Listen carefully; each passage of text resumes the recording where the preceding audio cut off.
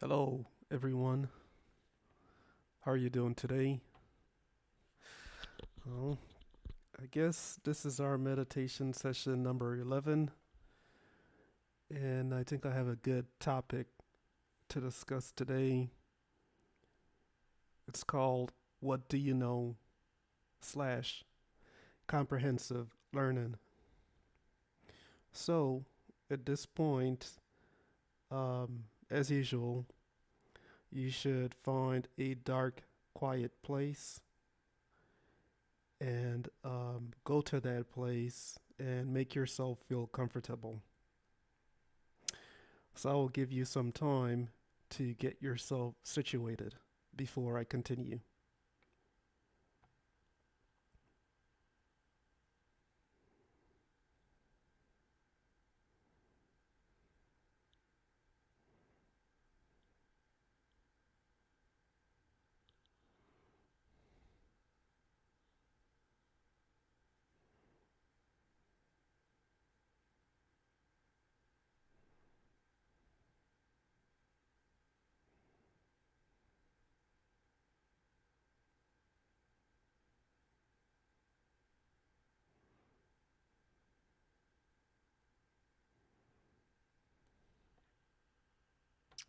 Okay?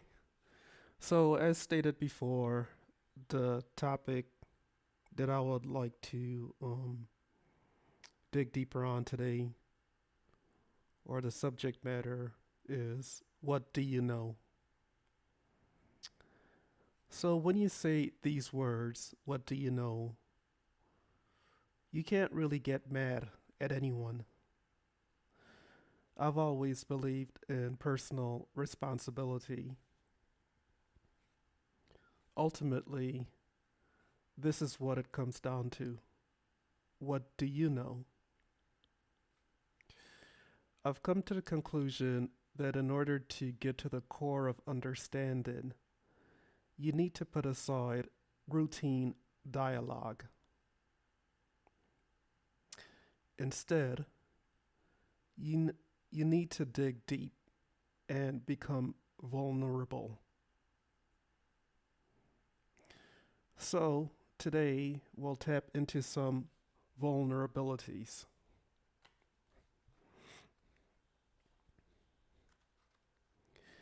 If you know anything at all, you should at least know your job. If you know your job, you should then be happy and content in your life. So come on and think deep. What do you know?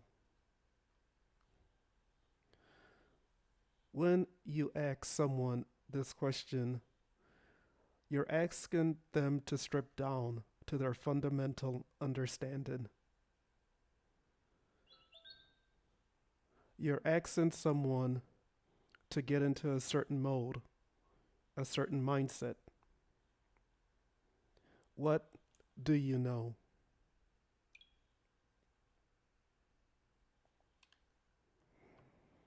Could the answer to this question be nothing? Obviously not.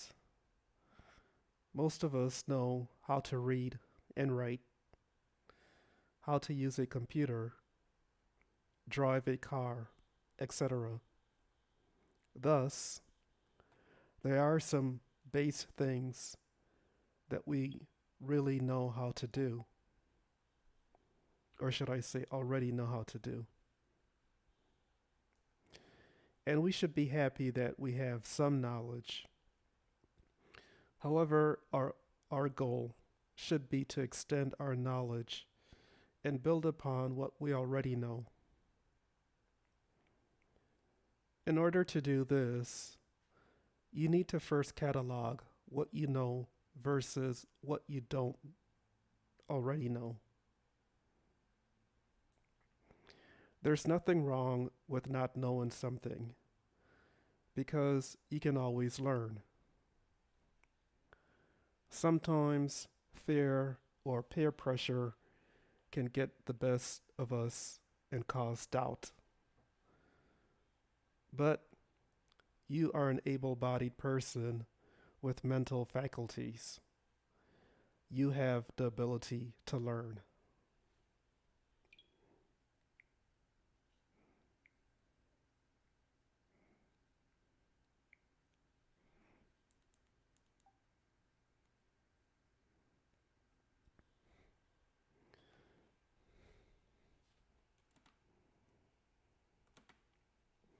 I'd like to tell you that if you truly sat down and assessed your knowledge, I think you'd come away with a positive out of body experience. First, you'd feel alone. Then, you'd feel lost. Others may think you've lost confidence. This all happened to me. It was scary. However, I knew it was a state I needed to be in order to expand my knowledge base.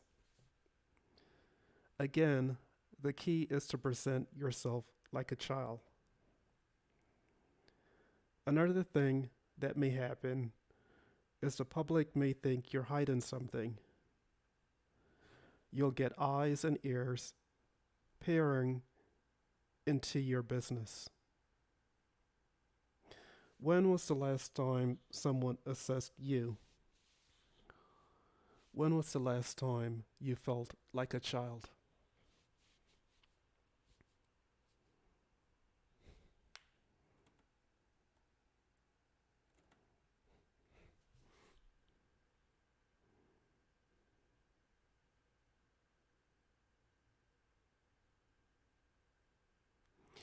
So now, let's play a game. The game is called What Do You Know? Or, in reality, What Don't You Know? Let's start with paper. The paper in notebooks, the paper that you wrote on in school,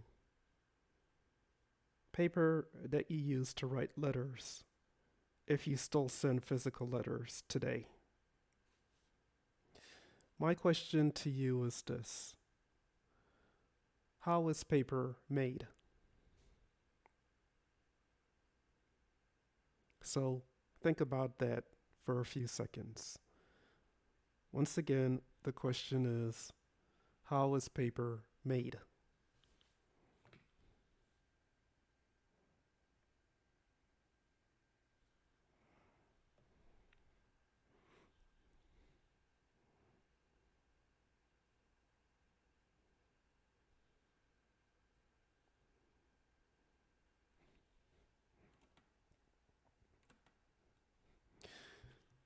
I know that paper comes from trees. Trees are logged and then transported to what I suspect is a paper mill. But how does it get from an organic looking log to white sheets in your notebook? I would suspect that the log has to be sliced and diced into fine sheets. I also suspect there is some sort of chemical processing to make the sheets white and also print the blue lines on them. I can only suspect these things because I don't know for sure.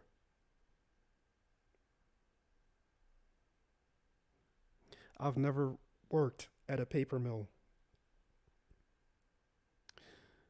I can go on YouTube and watch videos to see how it's done. And as a sidebar, you can go on YouTube and practically see how almost anything is made today. However, these are the only things I know about making paper. I use paper every day, but I really don't have a clue how it's made. I don't know how it gets from the forest to the sheets in my notebook. I'm completely ignorant, well, mostly ignorant on that topic. If you know of an aspect of paper production that I have not discussed, please feel free to enter it into the comments section. However, you can't cheat by going on YouTube or Wikipedia. Your info must come from what you already know or have learned before.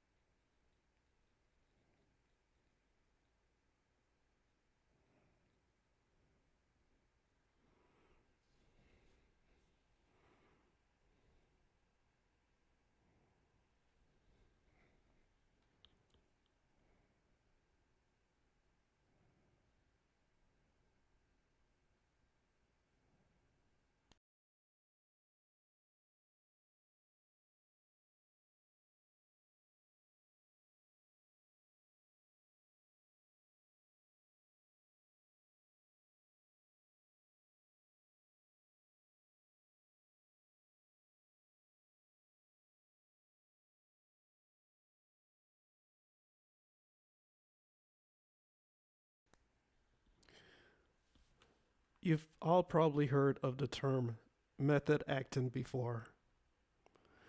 This is basically a style of acting where the actor becomes heavily immersed in the role he's portraying, even when the camera is turned off.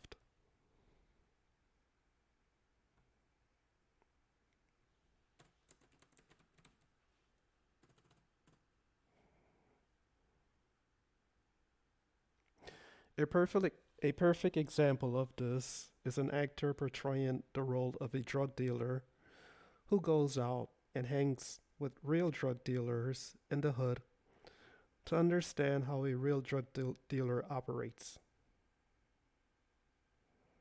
He can see how the drug dealer makes his money, runs his organization, treats his people, deals with enemies, interacts with police, his family dynamics, etc. He can see, and most importantly, feel the violence, brutality, camaraderie, opulence, and tragedy in this lifestyle.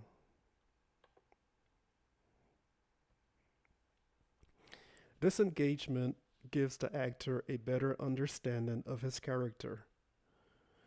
The reason I bring this up is because it ties back to the concept of what do you know? And a new concept I will now coin called comprehensive learning.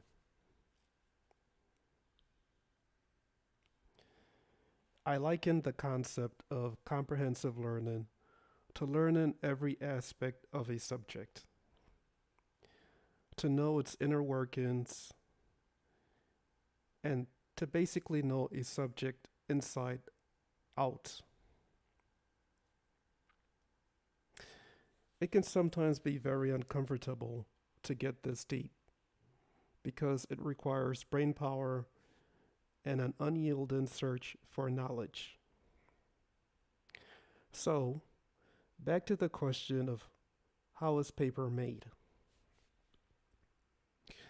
Using the concept of comprehensive learning, you'd obviously first start with the logging of trees to obtain the raw material. But then you'd branch off, no pun intended, and explore how a power saw is made. Because a power saw is what's used to cut down the trees, right? Well, what powers the saw? Oh, fuel. Therefore, fuel is another area you'd need to learn about, i.e., how is fuel made? You'd question the manufacturing processes used to construct those big flatbed trailers used to transport the logs.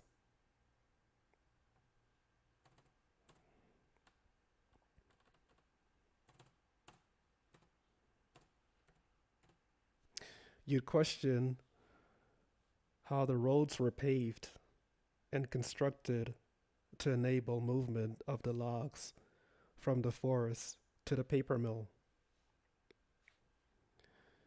You'd wonder how the street signs were made. Once you're at the paper mill, you see big buildings. You'd inquire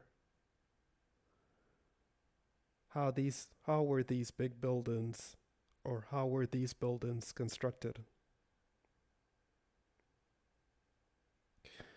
There are lights, electricity, plumbing, and air conditioning running throughout the buildings. Not to mention the paper milling machines inside the building. From this example, you can begin to not only see the wonders created by human ingenuity, but also the extent of knowledge you may be overlooking each day.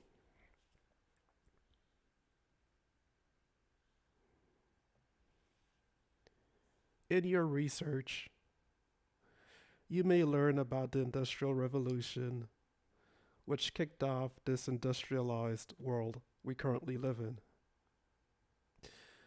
You'd probably also learn about the role of governments in either boosting or hindering societal growth.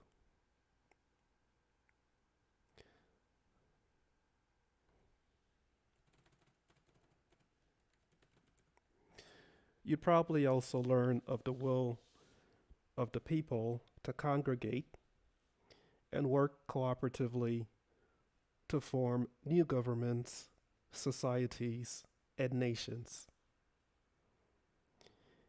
And this will ultimately lead to a question of how do you build a nation? And more specifically, a nation like the one you're currently living in.